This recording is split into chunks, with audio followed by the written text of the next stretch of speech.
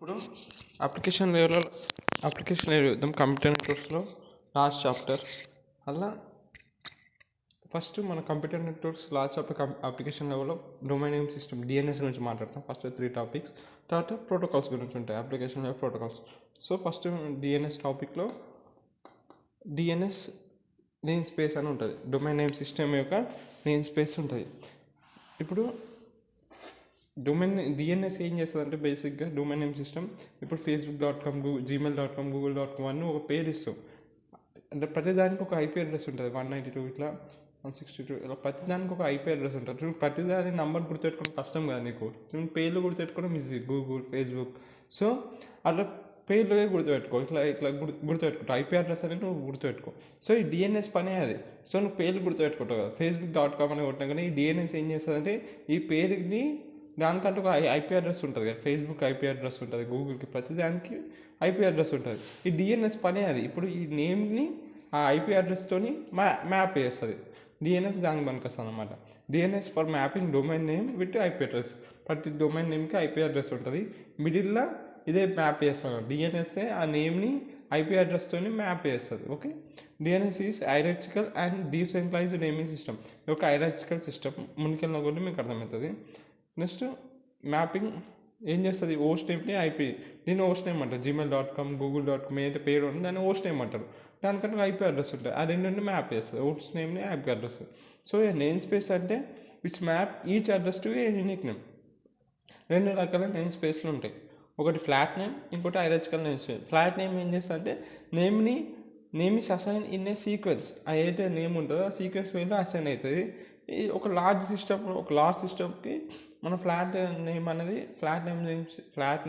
Name space అనేది పనికిరాదు. ఒక లార్జ్ సిస్టమ్స్కి for not use for the large సిస్టమ్కి we use for hierarchical name space.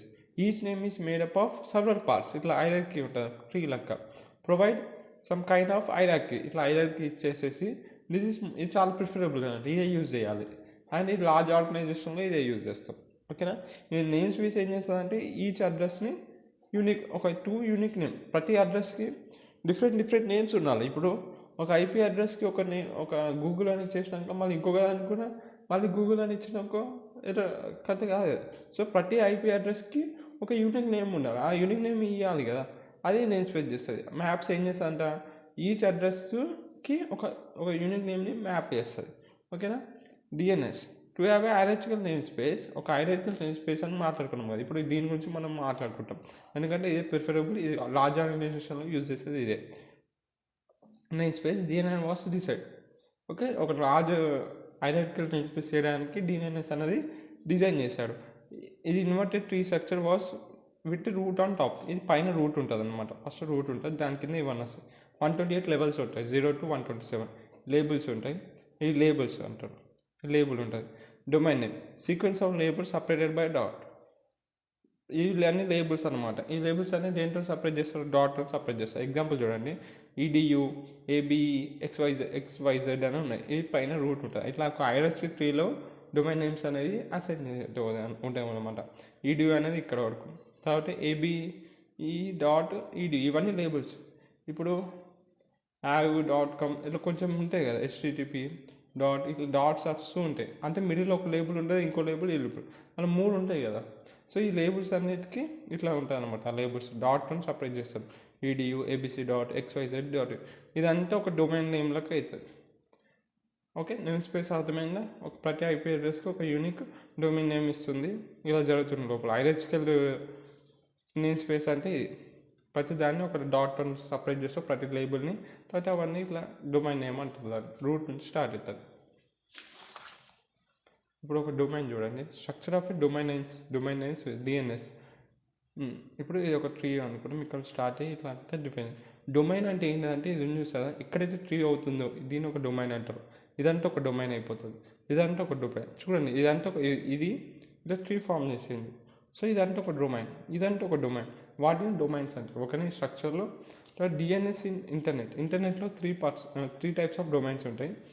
ఒకటి జనరిక్ డొమైన్, కంట్రీ డొమైన్, ఇంకోటి ఇన్వర్స్ డొమైన్ అని 3 రకాల డొమైన్స్ ఉంటాయి. జనరిక్ డొమైన్ అంటే దానికి ఉన్న జనరిక్ బిహేవియర్తో ఆ డొమైన్ అనేది అసైన్ చేస్తారు. ఇప్పుడు ఎడ్యుకేషన్కి .edu అని, గవర్నమెంట్ డొమైన్స్కి .gov అని డొమైన్ వస్తుంది. ఆర్గనైజేషన్కి .org అని ఉంటుంది. సో దాన్ని జనరిక్ బిహేవియర్ బట్టి ఆ డొమైన్ నేమ్స్ అనేవి అసైన్ అవుతాయి. దాంట్లో జనరిక్ డొమైన్ అంటారు. దాంట్లో గొట్టె డొమైన్, కంట్రీ డొమైన్ ఎప్పుడు 2 లెటర్సే ఉంటుంది. .us, .india అట్లా. ది జనరిక్ కంట్రీ డొమైన్ అంటే అవి మనం కంట్రీకి అసైన్ చేసే డొమైన్స్, అవి కేవలం 2 లెటర్స్ ఉంటాయి. ఇట్లా .us, .india. ఈ డొమైన్తోని ఇట్స్ అన్ ఇండియన్ వెబ్సైట్ అని తెలుస్తుంది. IUS అంటే it's an US website, US domain అని అర్థమవుతుంది. కాబట్టి ఇన్వర్స్ డొమైన్ ఇన్ రివర్స్ అనమాట. It use to map IP address to name. ఇంత ముందు వరకు ఏం చేసినాం, నేమ్ని IP అడ్రస్కి మ్యాప్ చేస్తుంది ఎవరు, DNS. ఇప్పుడు ఇన్వర్స్ డొమైన్ ఏం చేస్తుంది, IP అడ్రస్ని నేమ్కి మ్యాప్ చేస్తుంది. దానికి రివర్స్ అంటే ఇన్వర్స్ డొమైన్ అంటే IP అడ్రస్ని నేమ్కి అసైన్ చేస్తుంది. DNS అంటే నేమ్ని IP అడ్రస్కి మ్యాప్ చేస్తుంది. ఇది IP అడ్రస్కి నేమ్కి మ్యాప్ చేస్తుంది. ఓకే, ఇది ఇన్వర్స్ డొమైన్. ఇలా 3 టైప్స్ ఆఫ్ డొమైన్స్. ఓకేనా. DNS ఇంటర్నెట్లో 3 రకాల డొమైన్స్ ఉంటాయి. నెక్స్ట్ వర్కింగ్ ఆఫ్ DNS, ఎలా DNS పనిచేస్తుంది. ఒక అప్లికేషన్ లేయర్లో ఉంటుంది. అప్లికేషన్ ఒక యూజర్ అనేటోడు google.com అని ఇచ్చిండు, రైట్. google.com ఇచ్చినాక ఫస్ట్ SMTPకి వెళ్తుంది. Simple mail transport protocol client ఉంటుంది కదా. SMTP పోయినాకనే అది ఏం చేస్తుంది, ఫస్ట్ DNS క్లయింట్కి పంపుతుంది. ఇది ఒక హోస్ట్ నేమ్. google.com అనేది ఒక హోస్ట్ నేమ్ కదా. సో ఆ DNS క్లయింట్కి పంపినాక DNS క్లయింట్ ఏం చేస్తుంది, DNS సర్వర్కి పంపుతుంది. ఇప్పుడు ఈ హోస్ట్ నేమ్కి దానికి తగ్గట్టు IP అడ్రస్ ఉంటుంది ఎవరి దగ్గర, DNS సర్వర్ దగ్గర.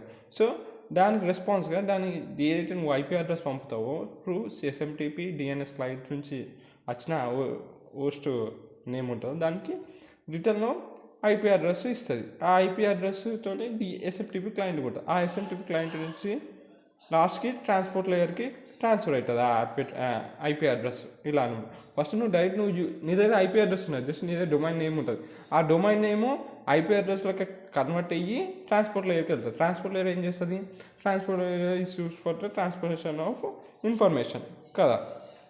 సో ఒక నేమ్ నువ్వు ఇచ్చినాకనే లోపల ఇట్లా IP అడ్రస్లోకి ఇట్లా కన్వర్ట్ అవుతుంది. It's working of an DNS. నువ్వు ఇచ్చిన SMTP ఫస్ట్ క్లయింట్కి వెళ్తే DNS క్లయింట్ నుంచి సర్వర్కి వెళ్తుంది. ఆ సర్వర్ దగ్గర ఉన్న IP అడ్రస్, ఆ నేమ్కి సరిపోయిన IP అడ్రస్ ఉంటుంది, మ్యాప్. ఆ మ్యాప్ వేసిన IP అడ్రస్ని మళ్ళీ రెస్పాన్స్లో పంపించేస్తుంది క్లయింట్కి.